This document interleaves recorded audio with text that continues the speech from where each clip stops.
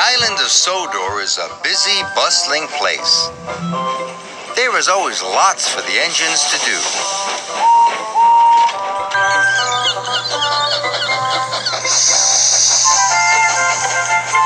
One morning, Thomas was shunting freight cars in the yard when Sir Topham Hatt came to see him. The fishermen are celebrating their biggest catch of fish ever. Thomas, you must help Arthur take the fish to the docks. Thomas was fed up. He didn't like the smell of fish. And when he got to the fishing village, there were lots of freight cars, all stacked full of fish. Thomas had never seen so many fish. Phew, he puffed. What a horrible smell. Then Arthur arrived. Arthur warned Thomas that the route to Brendam Docks was bumpy. "Only take 5 freight cars at a time," said Arthur, "and go slow and steady." Arthur carefully collected 5 freight cars. Then he puffed slowly out of the harbor yard. Thomas looked at all the freight cars full of fish. He didn't want to go slow and steady. He wanted to get his smelly job over with. So Thomas shunted all of the freight cars into a long line, and he puffed out of the village. The freight cars were heavy and smelly, but Thomas was pleased his job would soon be over. But then the troublesome trucks decided to have some fun. The trucks wiggled and they giggled. And they made Thomas's journey very bumpy, and some of the fish was shaken loose. "Yuck!" Thomas gasped. "I wish I'd taken fewer freight cars." Thomas puffed hard. He pushed the long line of freight cars up the hill. He started to puff down the other side. Thomas tried to go slowly, but the troublesome trucks wanted to go faster. On, they cheered. Thomas went faster and faster. "Cinders and ashes," Thomas cried. Salty was at the bottom of the hill. He was waiting for a signal. He didn't know Thomas was coming down the hill. Thomas was out of control.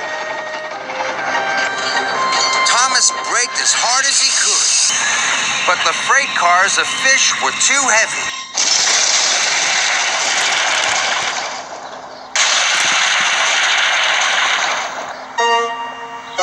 "Oops," said Thomas. "Sorry." Salty was covered in fish. "Never mind me, Artie," said Salty. "The smell reminds me of the sea." Thomas's driver telephoned for help, and soon Harvey was clearing the tracks. Thomas wondered what Sir Topham Hatt would say. He found out soon enough. "You have caused confusion and delay," said Sir Topham Hatt. "You must learn to be more safe." "Yes, sir. Sorry, sir," Thomas puffed sadly.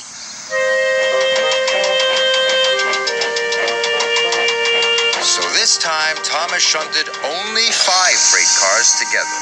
He took a deep breath, and he chuffed away.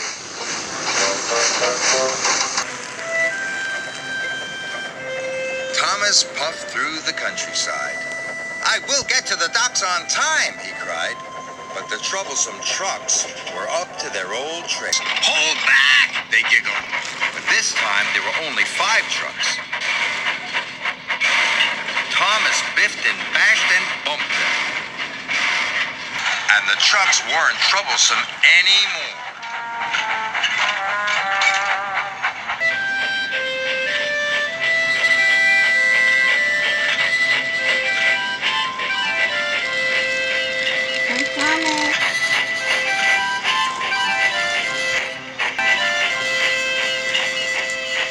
As soon as he delivered the first freight cars, Thomas went back to collect the next 5. Hallelujah. His coupling smelled of kippers. and his cabin smelled of cod. But he was working so hard, he forgot all about the smell.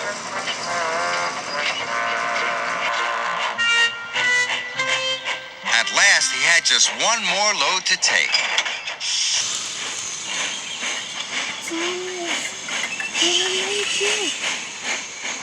But it was nearly time for the ship to leave.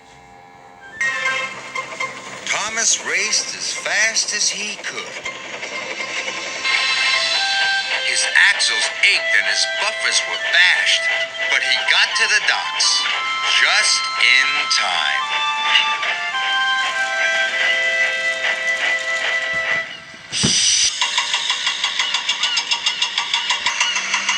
Thomas was very happy to say goodbye to the fish.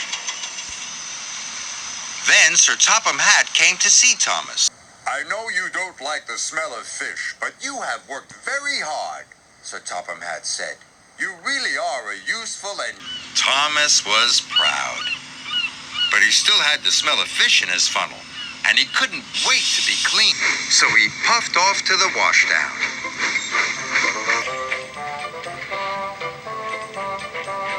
Arthur and Salty were already there.